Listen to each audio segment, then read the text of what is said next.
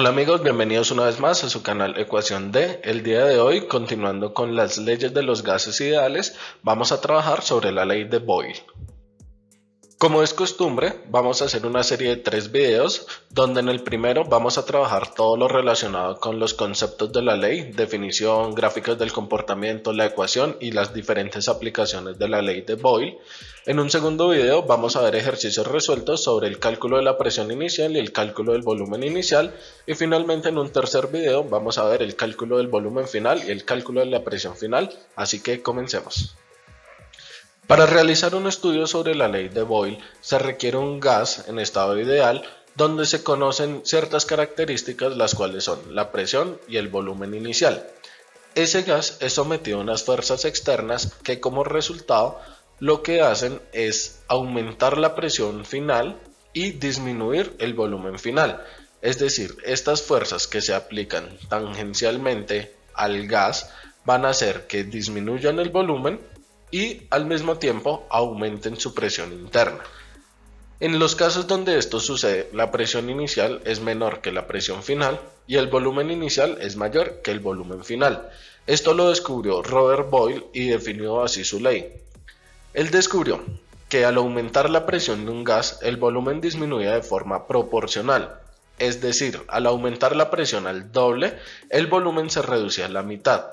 Al aumentar la presión 10 veces, asimismo el volumen se reducirá en una décima parte. Siempre se cumple esa proporcionalidad. Como geométricamente es más complicado hacer los cálculos sobre una esfera, como estamos viendo en el ejemplo anterior, Robert Boyle lo que hizo fue realizar sus experimentos con émbolos y pistones. Entonces, a través de estos elementos podía tener un gas a una presión baja y un volumen alto. Con la ayuda de diferentes fuerzas externas podía comprimir el gas hasta tener una presión alta y un volumen más bajo. Él fue tabulando todos los datos que iba obteniendo para así llegar a la conclusión de una gráfica del comportamiento que le permitiera describir lo que sucedía con los gases cuando cambiaba la presión, cambiaba el volumen, pero se mantenían constantes otras variables como la temperatura y el número de moles. Así pues, demostró que a medida que aumenta la presión, el volumen de los gases disminuía, o si lo hacía en el sentido contrario, a medida que se disminuye la presión, el volumen aumenta en una forma proporcional. Una vez tiene la gráfica, Robert Boyle empieza a hacer el trabajo del desarrollo de su ecuación, el cual daría inicio a la ley de Boyle. La ecuación que él obtiene es entonces la presión inicial multiplicado por el volumen inicial es igual a la presión final por el volumen final. ¿Qué pasa? Que para hacer una representación del cambio de estado entre las condiciones iniciales y las condiciones finales, se toma como ejemplo que las condiciones iniciales son el punto 1 y las condiciones finales son el punto 2. Así pues que la presión 1 por el volumen 1 es igual a la presión 2 por el volumen 2. Y a partir de esto se describe toda la ley de Boyle. Los ejercicios van a radicar en cuál de las variables se pide para hacer un despeje y conocer información sobre ese estado. Entonces, inicialmente en el video que vamos a tener a continuación se va a trabajar sobre las condiciones iniciales. Es decir, qué pasa cuando nos preguntan la presión inicial o el volumen inicial que tenía un gas luego de ser cambiado a un estado 2. Y en el tercer video vamos a trabajar sobre las presiones finales y el volumen final que puede llegar a tener un gas cuando es sometido a un cambio físico. ¿Dónde se utiliza esto?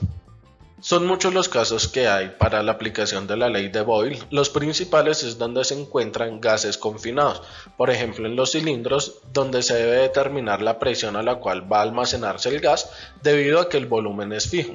Asimismo, por ejemplo, con los pistones, los volúmenes van a cambiar y asimismo la presión que va a ejercer va a ser diferente de acuerdo al volumen que esté ocupando el gas.